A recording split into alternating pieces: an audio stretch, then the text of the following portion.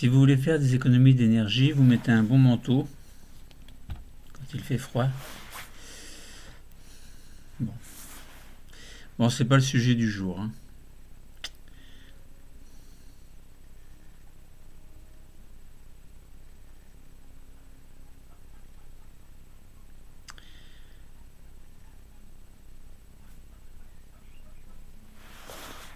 Bon, dans d'autres cours, on a largement passé. Ça commence bien. Dans d'autres cours, on a largement parlé de stress, stress aigu, stress chronique. Vous allez tellement en avoir marre de ces cours de stress que finalement vous ne serez plus jamais stressé. Donc finalement, pas besoin de regarder les cours. Bon, mais vous, pauvres terminales, vous êtes bien obligés de connaître ces choses. Alors, on avait parlé de médicaments. Alors, bien sûr, on avait défini ce que c'est que le stress aigu, le stress chronique, le stress, les troubles de stress post-traumatique. Et puis, on avait envisagé de prendre des médicaments, une médication, donc de prendre des médicaments, et notamment, on avait parlé des benzodiazépines.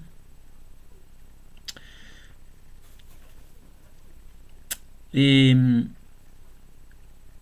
on avait dit également que, bon, il y a des effets secondaires et que finalement c'était mieux si on n'en prenait pas. Alors c'était mieux aussi si on n'avait pas de stress. Voilà, mais malgré tout, néanmoins, quelquefois il y a du stress. Alors entre la médication qui est obligatoire parce que les stress sont tellement importants que vous n'avez pas d'autre choix, et puis ne pas du tout être stressé, il y a des alternatives, donc des solutions intermédiaires. Par exemple, je pense à la pratique du sport, mais pas que le sport. On va voir tout à l'heure, il y a d'autres méthodes, d'autres alternatives aux médicaments anti-stress. Et à noter que dans la deuxième partie de ce cours, si vous avez le courage d'écouter jusqu'au bout, je vais longuement m'attarder sur les bienfaits de la pratique physique, donc de l'activité physique, en m'appuyant sur des études faites à l'INSERM. D'ailleurs, vous avez une fiche très importante, très bien faite. Je vous en reparlerai tout à l'heure. Donc, des pratiques, des pratiques alternatives pour éviter la médication lorsque vous êtes stressé de manière chronique. Alors, vous prenez des médicaments. Bon, benzodiazépine, bon, bien sûr, ça peut favoriser la résilience chez les personnes qui vont souffrir d'un stress chronique. C'est-à-dire le retour à l'état normal. Alors, pseudo-normal, entre guillemets.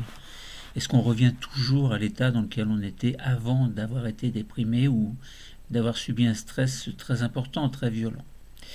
Je n'en suis pas sûr. Au moins, on en tire des leçons. C'est peut-être ça qu'on appelle la sagesse de la vie, c'est se faire une raison, quels que soient les événements qui nous arrivent. Mais n'empêche que le corps doit se défendre. Il doit essayer de trouver une solution pour ne plus être stressé. Sauf pour les personnes qui se laissent aller, bien entendu. Donc on a dit, stress chronique, benzodiazépine, oui, mais des effets indésirables, souvent assez importants. Donc il existe des pratiques non médicamenteuses qui vont être plus ou moins efficaces et qui vont constituer une alternative. Alors quelles sont ces pratiques? Nous allons en parler, nous allons donner quelques exemples. Et comment est-ce qu'elles agissent sur le cerveau? Est-ce qu'elles peuvent se fondre ou remplacer l'action des médicaments? Bon, ça dépend. Tout d'abord, essayons de parler un peu des pouvoirs préventifs et même curatifs des activités sportives sur certaines maladies chroniques, notamment évidemment le stress chronique. Alors, dans le cas des dépressions, qu'elles soient légères, modérées ou sévères, il y a bien sûr la possibilité d'avoir un traitement médicamenteux sous l'égide d'un médecin. Mais dans ce cas de dépression qui ne sont pas trop importantes, eh bien l'activité physique est conseillée. Elle est préconisée avant tout traitement médicamenteux. Alors il faut un certain nombre de séances pour que ce soit efficace, évidemment. Alors on peut considérer que 3 séances de 30 minutes par semaine peuvent être relativement efficaces si vous avez un coach de qualité, ce qui n'est pas toujours le cas. Alors, si vous avez le choix entre le faire seul ou le faire en groupe, peut-être est-il plus intéressant de le faire en groupe. De ce fait-là, vous allez profiter de la joie collective, des rires, des sourires, des pleurs peut-être, des autres qui vont peut-être vous émouvoir, et peut-être que vous allez prendre conscience du fait que votre stress n'est pas si important, ou au contraire est très important. Et en parler avec les autres, ça fait quelquefois beaucoup de bien. Alors bien sûr, il y a les psychologues, les psychiatres, les médecins, tout ça, mais quelquefois, ils n'ont pas cette efficacité aussi importante que lorsque vous en parlez, par exemple avec des amis. Mais est-ce qu'on peut parler avec des amis d'un stress chronique qui vous appartient lorsqu'il est sévère? Bon, ça dépend, mais il y a plein de possibilités. Alors, l'activité physique, en fait, l'intérêt, entre autres, on va détailler tout à l'heure, mais l'intérêt, entre autres, c'est qu'il y a une production de certaines molécules qui vont activer fortement le circuit de la récompense. Donc ces substances que vous allez sécréter s'appellent des endorphines. Endorphines, ce sont des molécules qui ont un peu le rôle de la morphine, mais sans être de la morphine, puisque c'est quelque chose qui est sécrété par votre organisme dans certaines conditions de bien-être, et notamment lorsque vous faites de l'activité physique. Donc ça va activer le circuit de la récompense. Alors circuit de la récompense, je ne vais pas en parler aujourd'hui, mais on parle de dopamine, etc. Bon. Certaines hormones du bien-être. Bon, là on va parler d'endorphine. Donc il y a des effets sur le système limbique, on en a parlé, notamment avec l'hippocampe et l'amygdale. Et donc il y a des effets sur le système limbique qui font diminuer le stress au niveau de l'axe hypothalamo-hypophyso-surrénalien. Puisque justement cet axe il est hyperactif lorsque vous êtes en situation de stress chronique, lorsque vous êtes en état de dépression. Activité physique donc très importante, on en reparlera tout à l'heure de manière détaillée. À côté de la pratique sportive, de l'activité physique, il n'y a pas besoin, entre parenthèses, de faire du sport de haut niveau, faire selon ce que vous ressentez, selon votre bien-être. Faites du sport, allez vous promener, allez vous balader. Bon, évidemment, c'est peut-être pas facile, vous pouvez habiter en ville, avoir un appartement. C'est pas toujours évident de faire ce qu'on veut, vous avez beau vouloir, par exemple, imaginons que vous avez envie d'aller vous promener en forêt, s'il n'y a pas de forêt autour de vous, comment est-ce que vous allez faire? Vous allez déprimer jusqu'aux prochaines vacances, et puis vous allez dire, ah chouette, pendant les vacances, je vais aller me ressourcer. En attendant, vous paniquez pendant le reste des mois. Et le stress entraîne le stress, c'est pas facile non plus.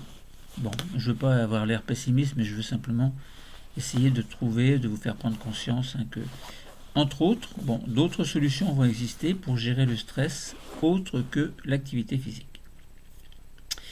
Donc des solutions pour une meilleure gestion du stress en cas de troubles qui sont malheureusement chroniques chez vous, mais aussi de façon préventive dans le cas d'une vie quotidiennement stressante. Alors ça peut être les cours, ça peut être le travail à la maison, ça peut être les jours qui se suivent et vous êtes toujours au chômage, ou les jours qui se suivent et vous êtes toujours dans la douleur d'avoir perdu quelqu'un que vous aimiez. Vous êtes dans un deuil, vous êtes triste, vous êtes malheureux et personne ne vous comprend, et peut-être qu'il faudrait écouter plus mes vidéos. Ça va vous apporter un petit peu de réconfort, de bien-être en étudiant des choses nouvelles que vous ne comprenez pas forcément toujours, mais qui peuvent vous apporter un côté intellectuel relativement intéressant. Alors il existe des troubles majeurs, et à travers ces troubles majeurs, eh bien, vous avez différentes thérapies, c'est-à-dire une façon de soigner ou de désintensifier le stress. Donc thérapie envisageable. Alors si par exemple, comme trouble majeur, vous avez du mal à vous endormir, vous tournez en rond dans votre lit, vous bougez l'oreiller dans tous les sens et vous tournez, mais ça ne vient pas, vous n'arrivez pas à dormir. Alors, petit truc personnel, quand c'est comme ça, vous allumez la lumière, vous vous asseyez, vous prenez un bon livre, vous lisez. Ou alors vous écoutez une musique, ou vous vous levez, vous allez vous promener un petit peu dans la maison, dans l'appartement. Faites ça pendant un quart d'heure et vous retournez vous coucher. Vous allez voir, quelquefois ça marche. Alors j'ai même remarqué une chose, c'est que si vous vous couchez sur le côté gauche, vous avez plus de mal à vous endormir. Pourquoi ? Parce que vous appuyez sur le cœur et sur les poumons à gauche qui sont plus importants, entre parenthèses. Alors essayez plutôt de vous coucher sur la droite, vous vous mettez en position du fœtus, qui est une position confortable, et vous mettez un bras la tête sur votre bras, sur votre coude, et puis bien sur le côté, vous fermez les yeux, et à un moment donné, clic, un peu comme un interrupteur, clic, vous allez ressentir rien du tout, en fait, mais vous allez vous endormir sans vous en rendre compte, et le lendemain, vous aurez oublié que vous n'arriviez pas à vous endormir. Alors bon, endormissement, malgré ces petits trucs qui ne sont pas forcément évidents, en fait, vous pouvez avoir donc beaucoup de troubles du sommeil, et dans ce cas, comme thérapie envisageable, vous pouvez faire une rééducation dans un centre spécialisé. Alors évidemment, il faut que ce soit important, que vous n'arriviez vraiment pas à dormir et que ça impacte sur votre vie de tous les jours. Donc il existe des centres du sommeil qui sont spécialisés, qui sont homologués également, et dans lesquels les examens vont être faits dans le choix des soins par rapport à votre personnalité. Bon, c'est une possibilité si vraiment vous n'arrivez pas à dormir la nuit. Alors évidemment, quand vous n'arrivez pas à dormir, pensez aussi que c'est peut-être que vous prenez beaucoup de café, vous buvez beaucoup de thé, vous prenez des substances excitantes, Coca-Cola, ou des choses comme ça qui peuvent voir de la drogue, de l'alcool. Alors évidemment, si vous rentrez dans ce jeu-là de prendre des substances qui vous empêchent de dormir, c'est sûr que vous allez avoir du mal à dormir. Et dans ces conditions-là, il n'y a pas besoin de thérapie, il faut simplement essayer d'avoir la possibilité de vous dire, de vous forcer à dire je ne prends plus de café, ou j'en bois moins, ou que le matin de bonne heure par exemple. Je ne prends pas de thé, ou moins que d'habitude, et puis je ne prends pas de cigarette, ou je fume moins, ou je prends moins d'alcool. Bon, ça c'est un petit peu à vous aussi de vous prendre en charge quelquefois, mais quelquefois vous allez me dire évidemment c'est pas possible. Bon, dans ces conditions, il existe des alternatives. L'activité physique, bon, c'est pas mal aussi. Bon, sinon au final, rééducation dans un centre du sommeil. Bon. Si comme trouble majeur, vous avez de l'anxiété et vous êtes en permanence anxieux, donc stress chronique, on va dire ça. Alors il existe des thérapies que l'on appelle thérapie cognitive comportementale. Cognitive, c'est ce qui est en relation avec la cognition, donc le cerveau, les activités intellectuelles. Donc c'est ça le cognitif. Donc vous allez avoir affaire à un psychiatre dans cette thérapie cognitive comportementale pendant quelques semaines, alors 5, 6 semaines, 8 semaines, ça dépend. Et pendant ces séances, vous allez apprendre à repérer vos pensées erronées, négatives. Vous allez pouvoir repérer également vos croyances qui peuvent être erronées, négatives également, et qui vont être en vous comme quelque chose d'important que vous allez cultiver sur vous-même. Donc vous avez des pensées, des croyances erronées et négatives. que vous cultivez sur vous-même. Vous voyez, je répète. Eh bien, vous allez apprendre à mieux contrôler vos émotions et mieux contrôler le fait que le but va être de modifier ces émotions. Alors, sans aller chez le psychiatre, vous pouvez très bien essayer de le faire tout seul. Modifier les choses par vous-même, si vous avez la volonté de le faire.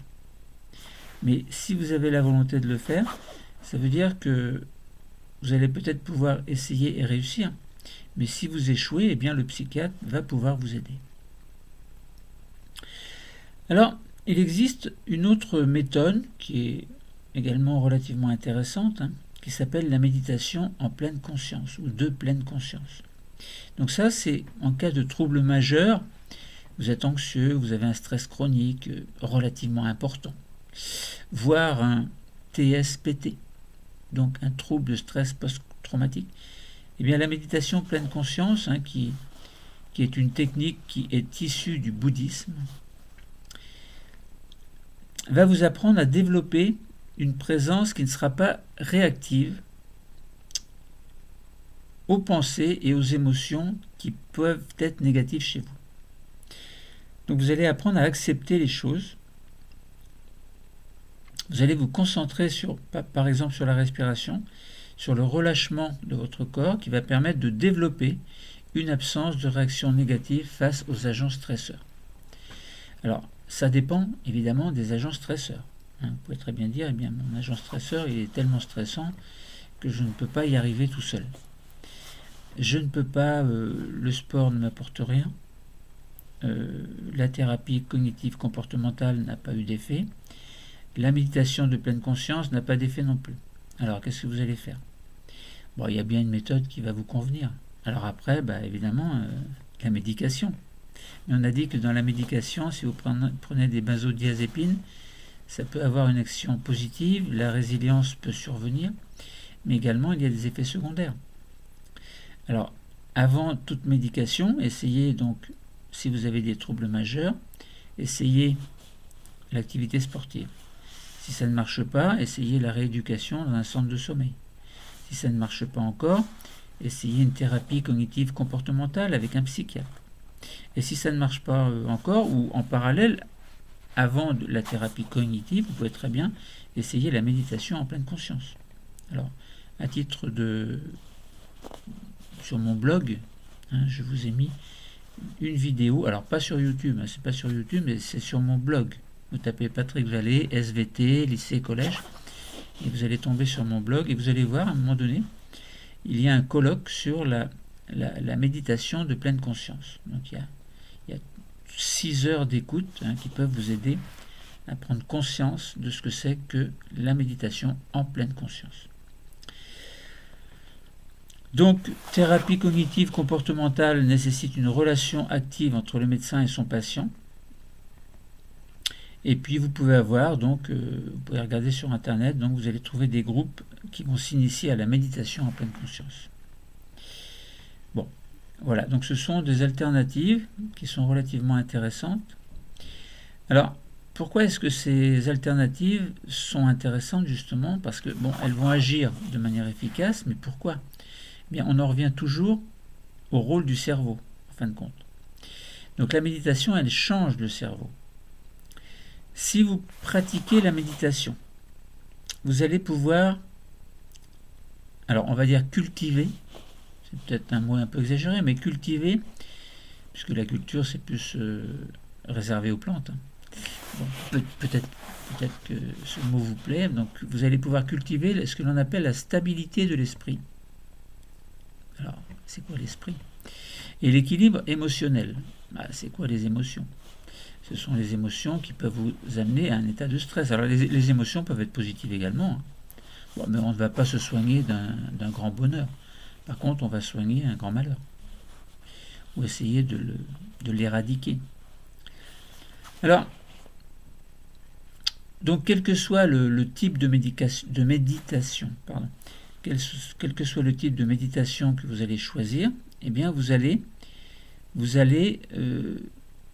être moins sensible au stress, d'une part, et d'autre part, vous allez mieux contrôler vos émotions. Alors pour ça, bien sûr, il faut de la volonté. Et au final, vous aurez un bénéfice net sur le plan psychologique qui sera relativement intéressant parce que ça va vous permettre de guérir, ou sans employer ce mot guérir, eh bien de revenir à un état de bien-être, état dans lequel vous étiez avant d'être ce que vous êtes devenu. C'est-à-dire quelqu'un de stressé, d'anxieux. Alors, quelque chose qui a étonné les scientifiques, c'est que la méditation, elle modifie le cerveau. Et ce, de manière durable. Alors, il suffit donc, dans certaines situations, eh bien, de regarder les imageries par résonance magnétique fonctionnelles qui montrent que l'observation d'images suscitant des émotions positives diminuait l'activité de l'amygdale. Alors, vous savez que l'amygdale, on en a parlé, c'est le centre des émotions, donc des souvenirs, de la mémoire émotionnelle. Donc là, je vous dis que si on a des images qui montrent des émotions positives, eh bien, cela diminue l'activité de l'amygdale. Donc ça veut dire que vous allez avoir moins d'émotions négatives, puisque là, par exemple, on vous montre des images qui suscitent des émotions positives. Donc, on remarque également que ces images suscitant les émotions positives diminuaient l'activité de l'amygdale. Chez qui? Eh bien, chez tous les patients qui ont pratiqué ou qui pratiquaient la méditation. Et lorsqu'il n'y avait pas de méditation, eh bien, l'activité de l'amygdale ne diminuait pas, mais avait une activité relativement importante. Donc ça veut dire qu'il y avait le stress, il y avait du stress. Mais là, comme chez les personnes qui pratiquaient la méditation, eh bien, les images qui provoquent des émotions positives diminuaient l'activité de l'amygdale. Donc ça veut bien dire que la méditation changeait sur le long terme. L'expérience a été faite sur un long terme, et bien changer la structure du cerveau, et en l'occurrence là, la structure de l'amygdale. La structure de l'amygdale, donc son fonctionnement diminué. Donc cette réduction de l'activité était beaucoup plus forte chez les personnes qui avaient une méditation de manière très importante, donc chez les experts en quelque sorte. Et de plus, donc chez ces derniers, eh bien, il y avait une activité réduite de l'amygdale lors de l'observation d'images qui suscitaient cette fois-ci des émotions négatives. Donc positif, négatif, quelles que soient les images ou les états dans lesquels vous vous trouvez, vous en tant que personne stressée, eh bien, quelles que soient ces images, eh bien, chez les personnes qui pratiquaient la méditation, eh bien, l'amygdale fonctionnait moins. Donc ça veut dire que ces personnes gèrent davantage, mieux en tout cas, les situations de stress.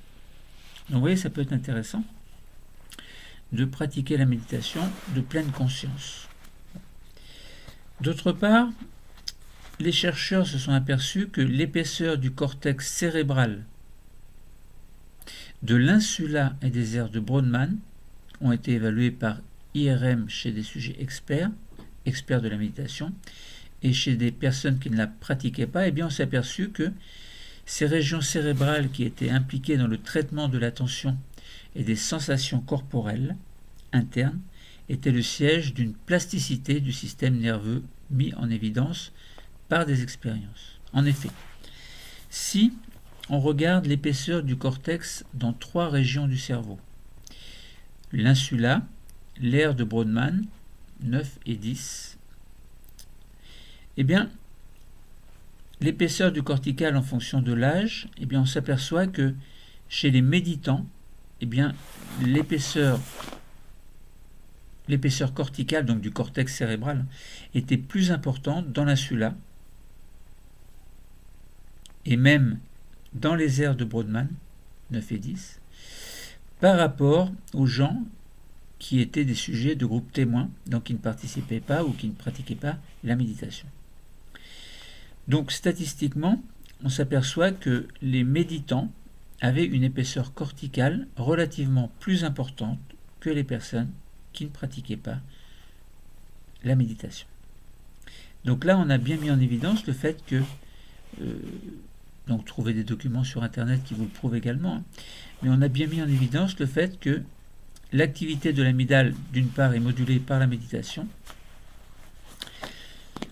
mieux gérée chez les pratiquants experts ou jeunes experts, et d'autre part que l'épaisseur du cortex de l'insula et des aires de Brodmann donc était plus importante. Bon, je répète en fait.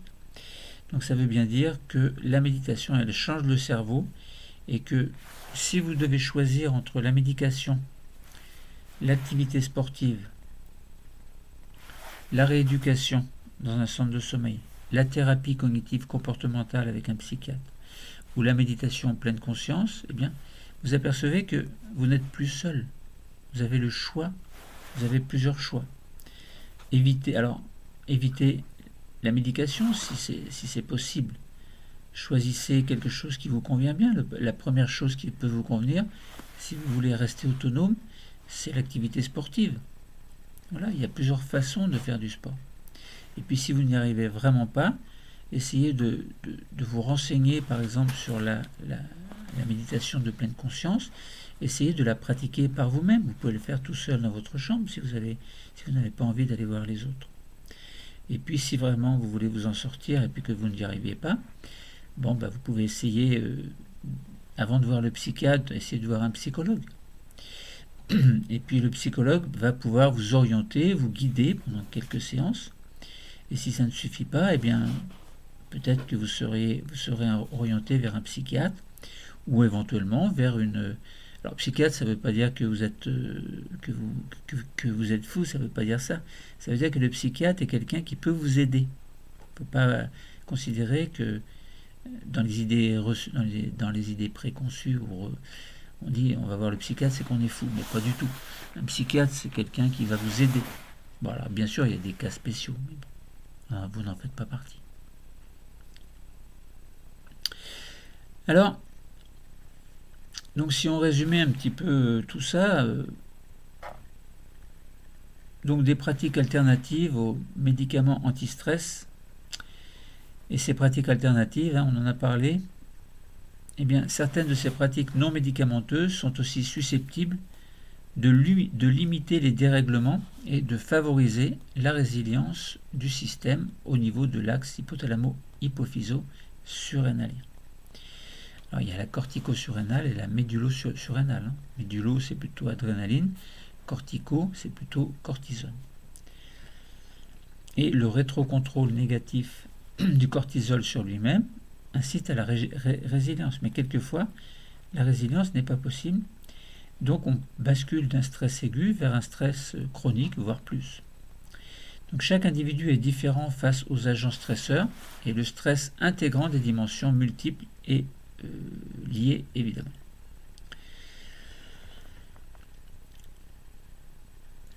Donc certaines pratiques vont pouvoir pallier à l'utilisation de médicaments en cas de stress chronique, sans toutefois les remplacer, au moins momentanément, dans les pathologies qui sont les plus graves. Parce qu'il n'y a pas que des petites pathologies, il y a des pathologies qui sont relativement graves.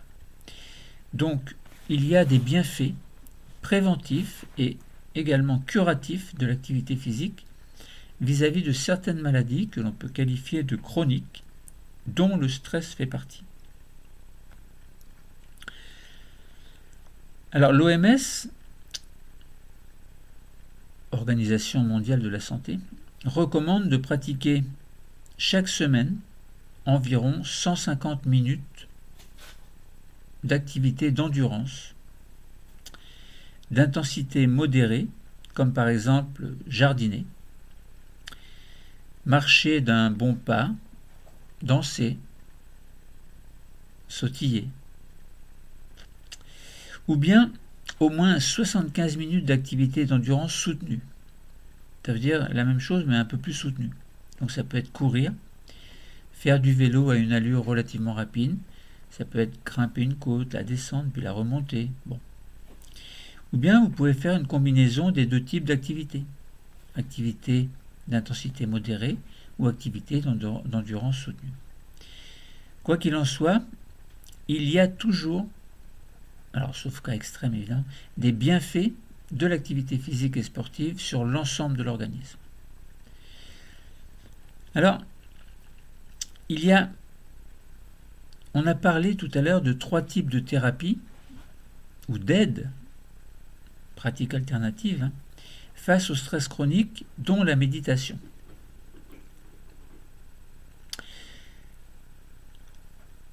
Parmi toutes les formes possibles de méditation, la plus connue et la plus médiatisée est celle que l'on appelle de pleine conscience. Donc méditation dite de pleine conscience. Elle entraîne la capacité d'attention et de discernement à ce qui est présent dans l'instant présent. Ah, c'est un pléonasme. C'est-à-dire les émotions. Donc vous allez faire attention ou prendre conscience, être attentionné et discerner ce qui est présent dans l'instant par rapport à vos émotions propres de l'instant. Mais également les sensations physiques, les pensées, qu'elles soient positives ou négatives. Est-ce que vous pensez actuellement, en ce moment, par exemple?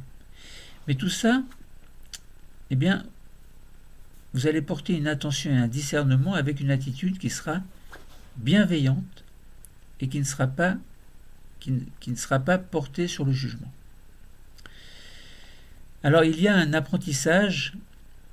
Son apprentissage au travers des programmes basés sur la pleine conscience permet d'intégrer, permet que vous puissiez intégrer dans votre vie de tous les jours une nouvelle façon de vivre en étant pleinement présent et conscient de ce qui vous arrive concernant le physique ou les sensations, les pensées, etc.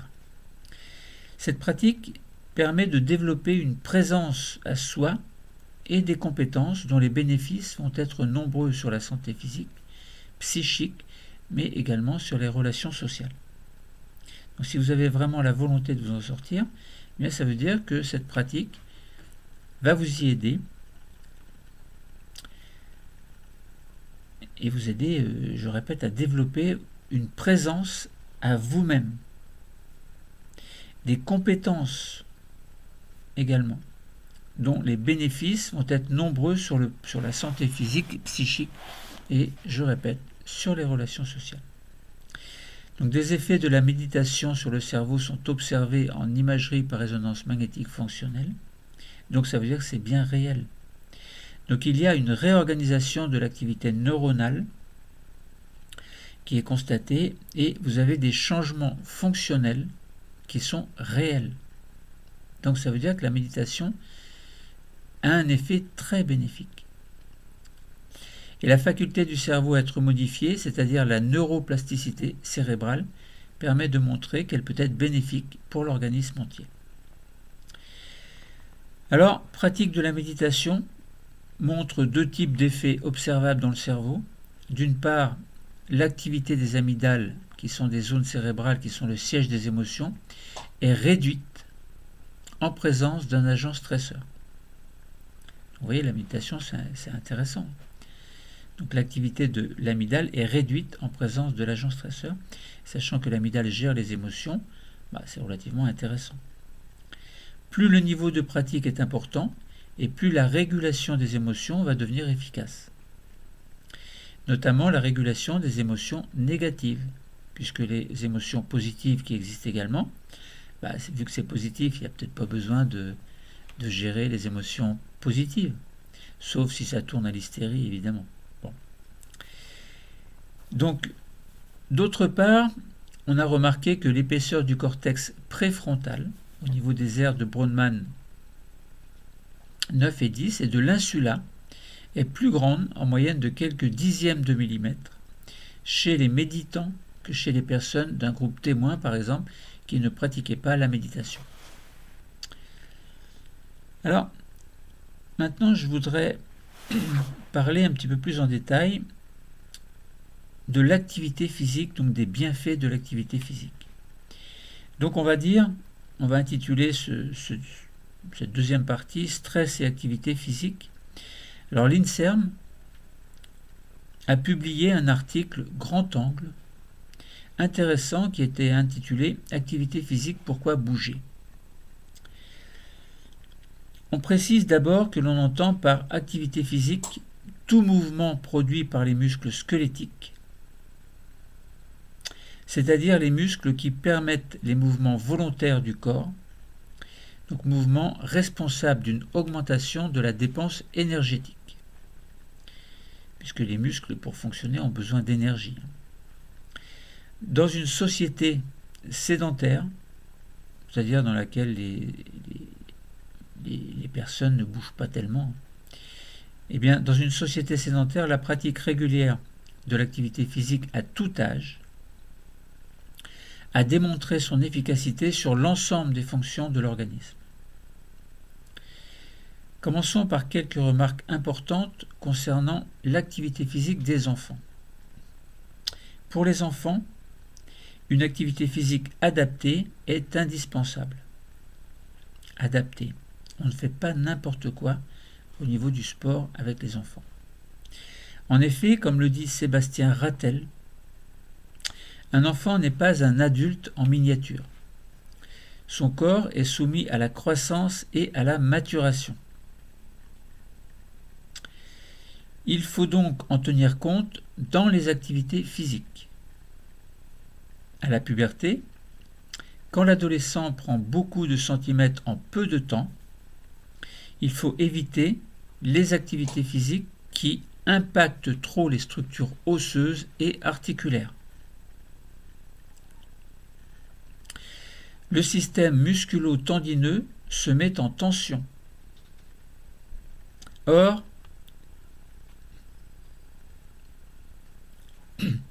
les os n'étant pas encore totalement solidifiés, ils risquent de se fissurer au niveau des zones d'insertion des tendons. Alors un tendon, c'est ce qui fixe un muscle sur un os.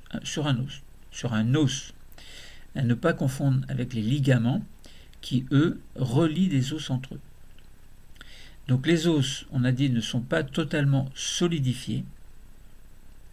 Donc ils risquent de se fissurer au niveau de zones d'insertion des tendons si vous faites pratiquer à l'adolescent une activité physique trop importante. Chez les plus jeunes, il faut varier les activités afin de développer la coordination, la motricité, l'adresse, l'équilibre, etc. Alors sous forme de jeu, quelquefois c'est très intéressant et les enfants aiment beaucoup jouer. Donc, l'objectif est de solliciter au maximum le système nerveux central, dont le développement a lieu essentiellement avant 12 à 14 ans. Et enfin, contrairement aux idées reçues, et à condition que les exercices soient adaptés et bien encadrés, eh bien, le renforcement musculaire, même chez les très jeunes, est positif. Les effets sont multiples, c'est-à-dire, par exemple, on peut avoir une augmentation de la force musculaire, de la densité osseuse, de la sensibilité à l'insuline, étrangement, des habiletés motrices et de la stabilité articulaire, etc. Bon, on ne va pas tout dire. Pour de nombreux exemples de problèmes de santé, de manière générale, il est prouvé que l'activité physique peut les prévenir et contribuer à les traiter. Donc c'est curatif. Donc ça peut être préventif et curatif. Donc cela peut concerner les maladies cardiovasculaires, le diabète de type 2, l'obésité, l'ostéoporose, les troubles cognitifs, les cancers et bien d'autres encore. Il est nécessaire de bouger, de faire du sport et de limiter au maximum la sédentarité, c'est-à-dire ne rien faire. Notons qu'une activité physique adaptée chez les personnes âgées diminue le risque de chute et leur gravité. L'organisme des êtres vivants, dont l'homme fait partie, est conçu pour vivre et bouger dans tous les sens, donc s'il est immobile, s'il est paresseux, physiquement, s'il est sédentaire, eh bien il va s'user et s'encrasser. Alors c'est en entretenant son corps qu'on le garde en pleine forme, c'est pas en ne faisant rien qu'on dit, on peut dire je fais rien, je préserve mon corps. Non, c'est pas comme ça que ça marche. Le manque d'activité physique régulière peut induire la survenue de maladies chroniques, non transmissibles, par exemple le diabète de type 2, les maladies cardiovasculaires et neurodégénératives, les rhumatismes, certains cancers, etc. En outre, quand la maladie est déclenchée, eh bien l'activité physique fait maintenant partie de la stratégie thérapeutique au même titre que les médicaments, que la médication. Déterminer le type d'activité physique optimale n'est pas forcément facile et des recherches fondamentales sont encore nécessaires, même si des mécanismes biologiques qui permettent de prévenir ou de traiter diverses maladies ont déjà été identifiés. Concernant les maladies cardiovasculaires, les bénéfices de l'activité physique tant en prévention primaire, pour éviter la survenue des pathologies, que secondaire, c'est-à-dire une fois la maladie déclarée, sont avérés depuis longtemps. Et de nombreux mécanismes sont maintenant connus. On note que l'activité physique a un effet sur la dilatation des artères, en particulier sur l'endothélium, c'est-à-dire la partie interne de la paroi des vaisseaux qui est en contact avec le sang. L'activité physique permet aussi aux vaisseaux sanguins de gagner en élasticité. En se contractant, les muscles produisent des hormones appelées cytokines ou myokines. Myo, c'est muscle. À l'origine, donc en se contractant, les muscles produisent des hormones, à l'origine des modifications cardiaques liées à l'exercice. Donc certaines hormones sont stimulées par l'activité physique, et c'est le cas par exemple de l'adrénaline, un neurotransmetteur libéré par les neurones qui agit sur les émotions et le stress. Alors à noter que la noradrénaline et l'adrénaline sont également sécrétées par la médullo-surrénale, donc par la glande médullo-surrénale, donc la glande qui est située au-dessus des reins. Alors, les contre-indications aux activités physiques sont exceptionnelles. Par exemple, dans certaines maladies génétiques du myocarde qui touchent le ventricule droit. Là, évidemment, les choses sont différentes et il vaut mieux éviter l'activité physique. L'activité physique a des effets bénéfiques sur l'ensemble des fonctions de l'organisme, y compris les fonctions cognitives. En effet, l'augmentation de la circulation sanguine dans le cerveau semble favoriser la formation de nouveaux vaisseaux sanguins, et là on parle d'angiogénèse. De plus, l'activité physique semble augmenter la production d'oxyde nitrique, ce qui ralentirait la rigidification des vaisseaux et améliorerait leur dilatation. Et de plus, il agirait sur l'épithélium vasculaire. L'activité physique favoriserait également la formation de nouveaux neurones. Et là, on parle de neurogénèse et de ce fait-là, une meilleure communication entre eux. Les bénéfices seraient aussi dus au fait que le muscle et le cerveau sont étroitement liés grâce aux messages nerveux qui partent du cerveau et y arrivent dans ces muscles. En effet, lors d'une activité physique, le cerveau envoie des messages aux muscles qui va à son tour l'informer sur son état de contraction. Le cerveau va alors traiter cette information et commander à nouveau le muscle en conséquence. Donc on dit au niveau du cerveau qu'il y a une intégration des informations pour faire en sorte qu'il va y avoir une nouvelle commande motrice qui va faire que les muscles vont pouvoir par exemple se contracter. Donc cette boucle de régulation oblige le cerveau à être en éveil perpétuel sur ce que font les muscles. C'est pourquoi lors du réentraînement moteur des personnes âgées, il est bon d'associer systématiquement des tâches physiques et d'autres tâches cognitives. On parle d'entraînement cognitivo-moteur.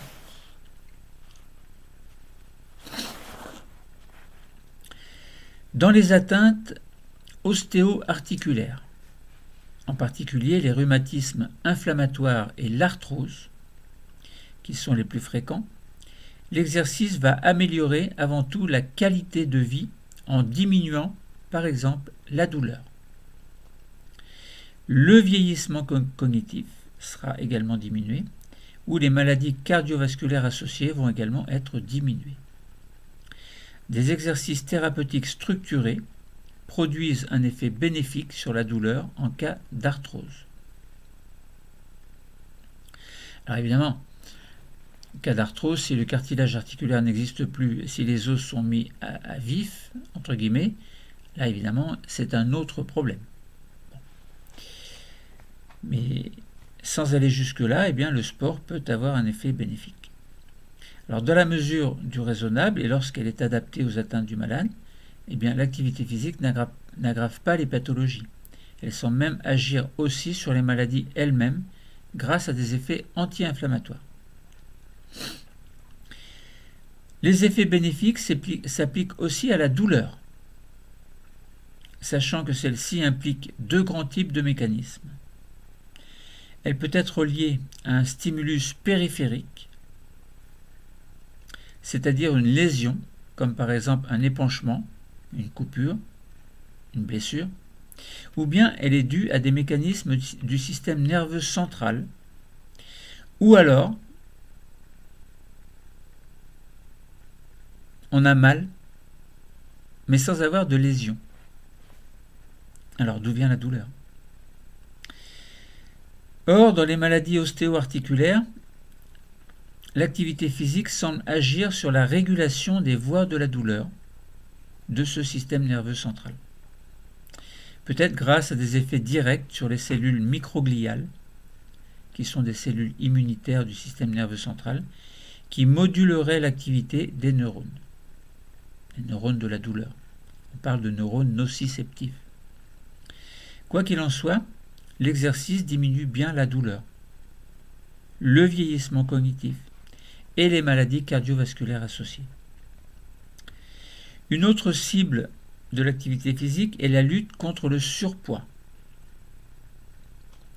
ce qui est très important pour l'arthrose, dans laquelle les cartilages sont fragilisés à cause de la surcharge mécanique, mais aussi à cause d'effets métaboliques liés à un excès adipeux. À noter que la lipolyse, c'est-à-dire la destruction des lipides, donc la lipolyse est maximale pour les exercices de faible intensité. Oui, faible intensité, mais pratiquée longuement. Vous pouvez aller au-delà de 45 minutes, sinon ça ne marche pas.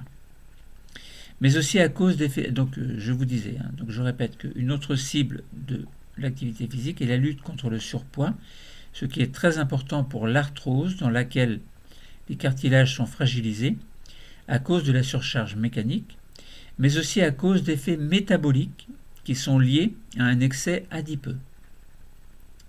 À noter que la lipolyse est maximale pour les exercices de faible intensité, qui doivent donc être recommandés chez ces patients. Le sport joue un rôle dans la dégradation des graisses, ce qui est bénéfique en cas évidemment de surpoids. Dans le cas d'un diabète de type 2, il est important de bouger. L'activité physique fait partie intégrante du traitement de ce diabète, en complément des mesures diététiques et des traitements pharmacologiques, évidemment. Nous avons vu que l'activité physique favorise la formation de nouveaux vaisseaux sanguins et cette vascularisation va permettre une meilleure répartition de l'insuline et du glucose au niveau des muscles, ce qui implique une amélioration de leur métabolisation. L'organisme des êtres vivants, dont l'homme fait partie, est conçu pour vivre et bouger dans tous les sens. Donc, s'il est immobile, s'il est paresseux, s'il est sédentaire, il va s'user, et un mot que je n'aime pas tellement, mais que je dis quand même, il va s'encrasser. Alors quand je dis il, c'est aussi bien les femmes, les enfants que n'importe qui. Bon. Et oui, la vie n'est pas facile. Alors, voilà, on avait dit donc des pratiques alternatives. Alternatives, c'est-à-dire qui peuvent être remplacées peut-être par la médication. Enfin, vous prenez des médicaments, par exemple les benzodiazépines. Bon, il y a des effets bénéfiques également, mais les pratiques alternatives ont également des effets bénéfiques que vous pouvez choisir avant de prendre des médicaments et avant d'aller voir le médecin. Alors il y a les cas graves, il y a les cas moins graves. Si vous faites partie des cas moins graves, peut-être que vous pourriez essayer de vous prendre en charge. Prendre en charge comment? Eh bien, la méditation, pleine conscience. Vous avez la thérapie cognitive comportementale avec un psychiatre, mais vous pouvez, avant de voir le psychiatre, voir un psychologue. Vous pouvez avoir une rééducation dans un centre de sommeil également. Mais vous pouvez faire de l'activité physique. Vous pouvez méditer sur vous-même. Et puis si tout cela, ça ne marche pas, voir avec votre médecin traitant qu'il mette en place éventuellement une thérapie médicamenteuse associée éventuellement avec des pratiques alternatives. Bon, il y a tellement de cas possibles. Bon.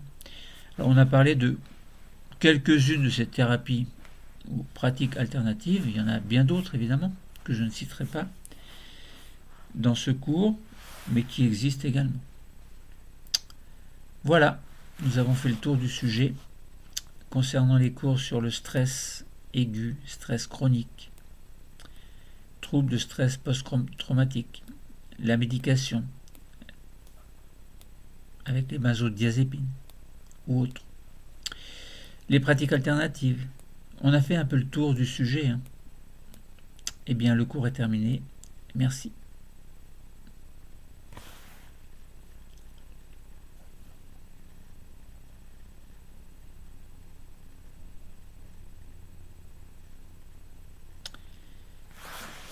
Et oui, la vie c'est quelquefois compliqué, il y a des hauts et des bas.